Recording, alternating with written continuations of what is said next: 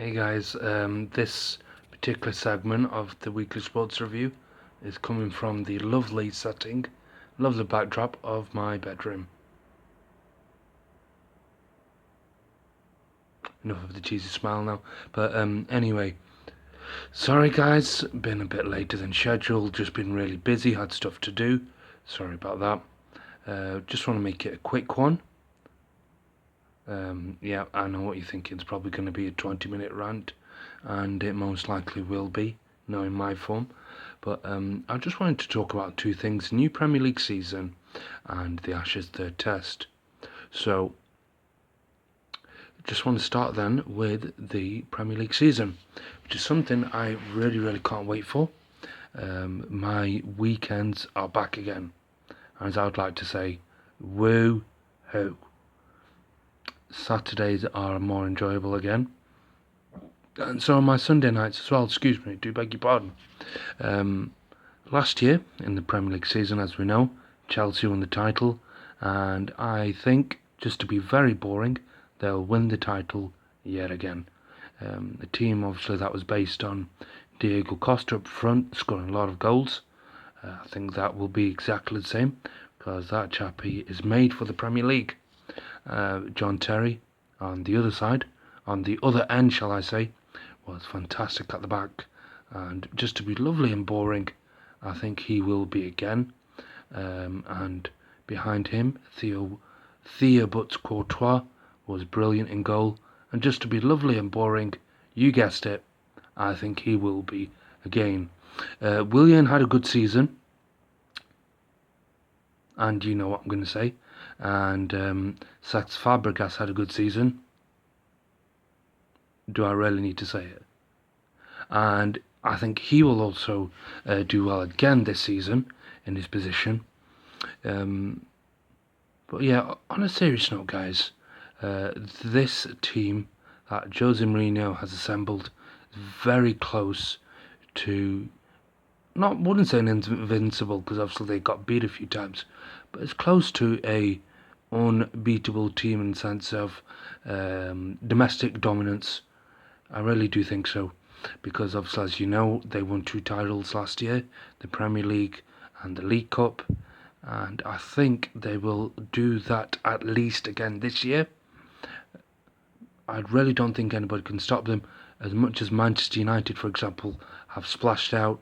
I still think they're a little bit way off, because they need time for these players to bed in, and I don't know if David De Gea is going, don't know which centre back they're going to bring in to improve, because they really need to. As a Manchester United fan, I would be pleading with Van Gaal too. He really needs to, because defensively last year they were not strong enough. And if they keep the same mentality, they won't be this year. As good as Daley Blind is, he's not a centre-back, Louis. He's a brilliant left-back. When I saw him in the World Cup, and he did that unbelievable assist for Robin Van Persie in the game against Spain, realised this guy is a brilliant left-back, but he is no centre-back. So, Louis, to be honest, wake up and smell the coffee. Get a centre back, whether it be Otamendi. It's not going to be Sergio Ramos anymore. Maybe give Paddy McNair a chance. I actually liked Paddy McNair last year. I think he had good performances, 1 or 2 jittery moments, but then again, so did Chris Smalling, and so did Johnny Evans, as per every other minute. But that's a different story. So, just to be lovely and boring, then going back to the point, I don't think Chelsea will lose their title this year. So confident am I. This is the point where I'm queuing myself for a big fall. This is my top 4. Chelsea, champions. Runners-up, Manchester City. As good a players as they've brought in, I don't think they are competitive enough to compete with Chelsea for a whole season. I think they're a bit thin up front. Aguero, as brilliant as he is, he needs a better supporting cast, as they say. Barney's a great player, but it's not quite worked out for him yet. Injuries. Jacko looks like, I'm not sure if he's actually gone, but he's imminent to move to Roma, which I think is a real shame. I think he's a great player. I really do. And they've got the other fella, well, I'm not going to make a hash of pronouncing it. If you don't know who I'm talking about, Google it. Anuachu. Other teams, it was the other team, Arsenal, who have finished third. I think they will finish fourth. Now, they had a good season last year. Slow start, yeah, but the addition of Czech will make them more solid. But I personally think there are three teams better than them. Chelsea, first, Manchester City. Second, Manchester United. Third, Arsenal fourth. And followed by Liverpool. They've made 6 or 7 signings. But I just feel, and this is probably going to cue a lot of haters from Liverpool, I think they are signings for Liverpool standard. Now, I actually was surprised when Manchester United signed Bastian Schweinsteiger, because he is world class. I didn't think he was a player who Manchester United would have been able to have attracted, but surprisingly they have done. So this is what I mean when I say that Benteke, good player. If he was to get into a so-called top 4 club or close to that, then I think Liverpool would be the club, and lo and behold, Liverpool have got him. They've paid over the odds for him. I think probably at least by 10 million. And Danny Ings, good player. Again, though, I think probably suitable for Liverpool. Roberto Firmino, though, is a great signing. Sorry, just so I don't seem like I am hating on Liverpool too much. Roberto Firmino, I think, is a great signing. Saw him a little bit at Hoffenheim. Just obviously the big question is how he'll settle into the Premier League. But good bit of business that. Maybe a bit pricey. Time will tell. But I think a good player. I'm going to go on to the other. Well, sorry, I tell a lie, because I'm going to talk about the relegation race, but I can't resist it. I'm in a very confident mood. Sets himself up for a fail, as I'd write in Facebook star, sets himself up for a fail. But I'm going for 2 of the new boys to get relegated, Bournemouth and Watford. Obviously, as we know, Bournemouth came up as champions. My good feeling with Bournemouth is they played obviously nice attacking football. They were top scorers. They always seem to win by hammering teams. But obviously, this is the Premier League, different kettle of fish. I think they will score against teams. That wouldn't be the problem. My thing is, I think they'll ship too many in. I think they'll be too open, try and go against teams toe to toe. I think they'll have this gun-ho approach, as they say, and I think that'll hit them hard. There'll be competitive matches, but I think they will be outscored, because tactically they'll be too open. So that's why I'm going for Bournemouth. Watford, I just think they're not well equipped enough.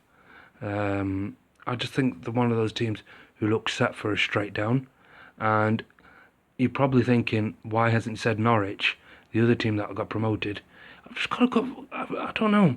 I just have a gut feeling with them, with the fact that they got relegated the season before last, and I just think there's something, there's some form of wow factor, if you will. Alex Neil, great manager, he, with his man management, took them to the Premier League. Don't get me wrong, Norwich have got a great team. Nathan Redmond, Bradley Johnson, Cameron Drone up front, and Gary Hooper. Good team. But I just feel the quality of their manager is the reason why I think he'll help them survive. But only just. So obviously that would mean there's one more space. And call it surprising, but I'm going to go for Aston Villa. Reason being, I just feel their luck will run out. Their obviously main supply of goals Christian Benteke has obviously gone. How will they effectively replace him? That will remain to be seen. But that's obviously saying then Tim Sherwood would not be able to keep up Aston Villa, which I would still stick by if you'd rationalise it that way, because I just feel, as good a manager as he is, I just don't think there are enough players there who have the ability to stand up and be counted, as they say. I'll leave you with that. I'll leave that segment with that thought, and I'm going to swiftly change gears and go on to the Ashes, which is in its third test, and as you know, both matches were won by both teams, if that makes sense. So they were shared. England won one by 250 runs or so, and Australia won the second one by 400 runs. This match, the match that happened at Edgbaston, was won by England by 8 wickets, and key to that win was the England seamers and James Anderson in the first innings and Stephen Finn in the second. So I think that's given England the edge in general, without stating too much of the obvious. It's given England the edge because they're now 2-1 up, but I think this has given them the edge in the series, as they have seamers who are adjusted to the conditions. James Anderson, as we know, his class speaks for itself. He's leading England wicket taker. Stuart Broad, I think, is a brilliant economical bowler, and he knows how to be a good support to James Anderson. It's not to say he's no slouch in the wicket-taking department, because he's not far off 300 wickets, which in itself is a very impressive feat, and he's not even approached 30 yet. So that's not to say that boy doesn't know how to take a wicket. He definitely does. And considering age-wise, he has a real chance to be a record breaker for England. Has he got the ability to lead an attack? I think next test will give him that chance, and we will see. Personally, I think yes. I want to think yes, because I'm a big fan of his. But I say that because James Anderson, for those of you who don't know, is injured for their next test at Trent Bridge, which is kind of like a paradise to him. He's done really, really well there over the years. Potentially a big blow for England, and maybe a boost for the Australians. We will see. Personally, I wouldn't. Personally, to analyse it, I don't think so, but we will see. Mark Wood, potential will return. Mark Wood, as we know, is a Durham paceman, Durham seamer. He's had a really good start to his international career so far, and he's had a good Ashes as well. He had a good performance with the bat as well. In the first test, he scored 30, which really did make a difference.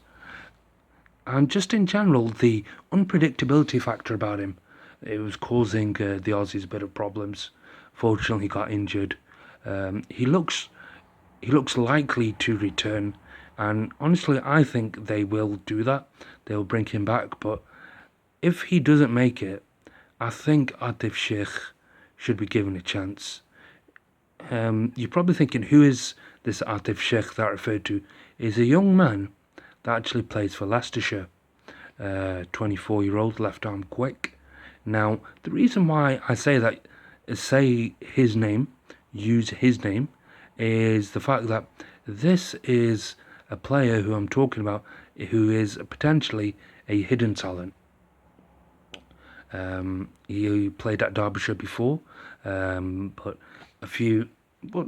he's decided obviously to go to Leicestershire to give him a chance to enhance his career, if you will. But he's a left-arm quick bowler. Now, I'm not just saying that on the virtues he's left-handed and pick him because he's that. I feel there's an unpredictableness factor about him. The Australians don't know much about him. Maybe a surprise, could catch the opposition off guard. Mark Footett and Liam Plunkett have been mentioned as replacements because they're both in the squad. Mark Footett, a very willing, a very able professional. He got 100 wickets last year and 50 this, and obviously the season's still going. So this boy's a wicket taker, but the thing is, he's on the wrong side of, I think, the peak of his powers, and I think it just gives the wrong message to English cricket in the sense of somebody to replace James Anderson, who's essentially the same age as James Anderson.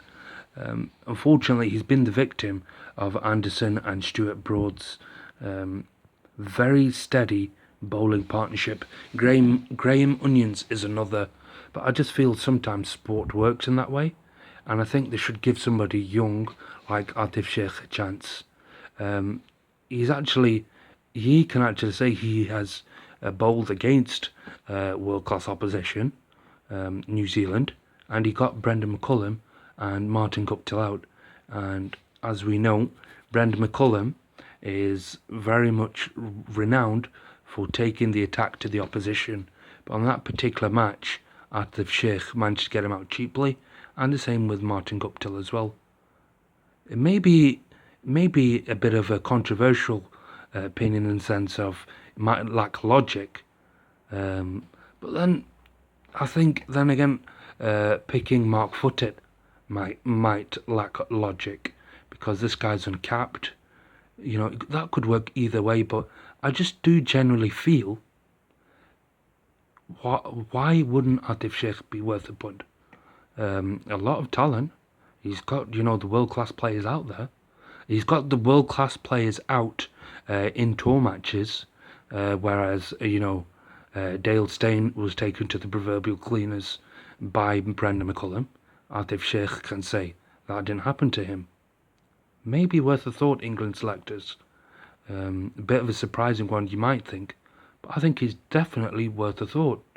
Obviously, he'd want more matches for Leicestershire, but so would anybody who's not playing week in, week out. But he could be a real surprise, and that's where I think England could really,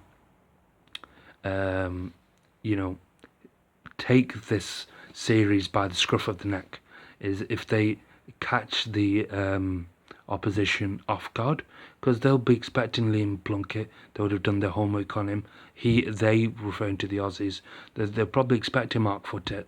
But if they bring in this new person, it's a real signal that England are looking to bring in the next generation, because at 32, James Anderson, as much as it would pain me to say it for a world-class player, 1 or 2 years left, and that's it. I'll leave you guys with that thought.